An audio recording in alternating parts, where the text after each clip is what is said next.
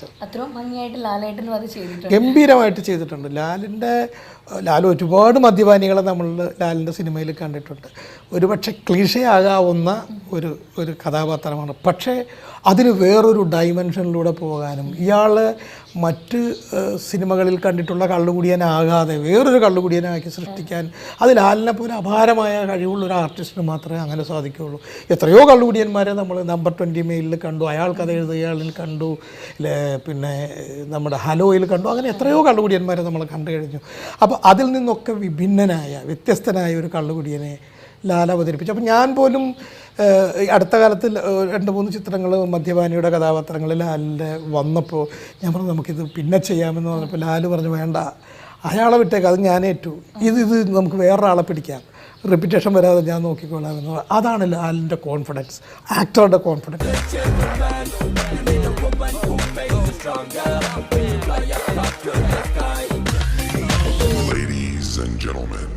ലാലേട്ടാ, കഥ പറയും സിദ്ദിഖ് എന്ന പ്രോഗ്രാമിലേക്ക് സ്നേഹപൂർവ്വം സ്വാഗതം. സൂപ്പർ ഹിറ്റുകളുടെ സംവിധായകൻ എന്നറിയപ്പെടുന്ന സിദ്ദിഖ് സാറും ഒരു മഹാനടനായ ലാലേട്ടനും ആദ്യമായി കണ്ടുമുട്ടിയ രംഗം നമ്മുടെ പ്രേക്ഷകർക്കെല്ലാം അറിയണമെന്ന് ആഗ്രഹമുണ്ട്. നോക്കത്താ ദൂരത്ത് കണ്ടുനിന്നിട്ട് ആ സിനിമയിലാണ് സിദ്ദിഖും ലാലും ഫാസിൽ സാറിൻ്റെ അസിസ്റ്റൻറ്റ് ഡയറക്ടേഴ്സായിട്ട് വരുന്നത്. അപ്പോൾ ആ സിനിമയിലാണ് ഞങ്ങൾ കാണുന്നത്. പിന്നെ അത് കഴിഞ്ഞ് അദ്ദേഹം ചെയ്ത സിനിമ എന്ന് പറയുന്നത് വിയറ്റ്നാം കോളനി ആയിരുന്നു. അത് കഴിഞ്ഞ് ഒരു 21 വർഷം കഴിഞ്ഞിട്ടാണ് ഞാനിപ്പോൾ ഈ സിനിമ ചെയ്യുന്നത്, ഈ ലേഡീസ് ആൻഡ് ജെൻറ്റിൽമാൻ എന്നുള്ളത്.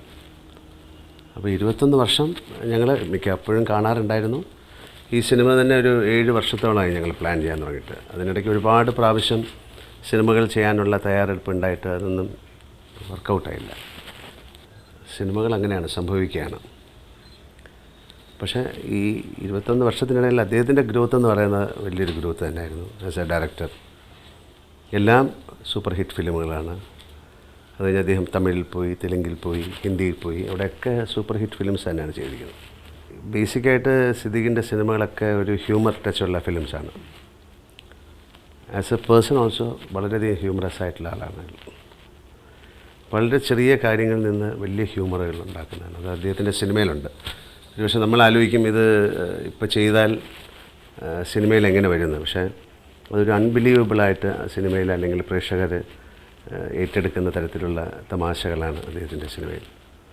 ഈ ലേഡീസ് ആൻഡ് ജെൻറ്റിൽമാൻ എന്ന് പറയുന്ന സിനിമയിലും വളരെ സ്ട്രോങ് ആയിട്ടൊരു മെസ്സേജ് ഉണ്ട്. വളരെ പോസിറ്റീവായിട്ട് ചിന്തിക്കുന്ന ഒരാളുടെ കഥയാണ്. ഒരു പുതിയ തലമുറയെ വളരെയധികം എൻകറേജ് ചെയ്യുന്ന ഒരാളുടെ കഥയാണ്. പക്ഷേ ആ സിനിമ കണ്ടുപോകുമ്പം അയാൾ വളരെയധികം ഹ്യൂമറസ് ആയിട്ടുള്ള